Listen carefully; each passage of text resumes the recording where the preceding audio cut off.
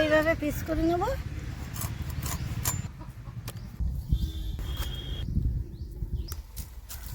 এগুলো দিলাম আর দিলাম না।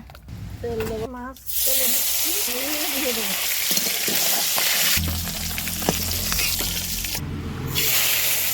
এই যে ভাজা হয়ে গেছে, দেবো রসুন, কাঁচা লঙ্কা, ফোড়ন দেবো,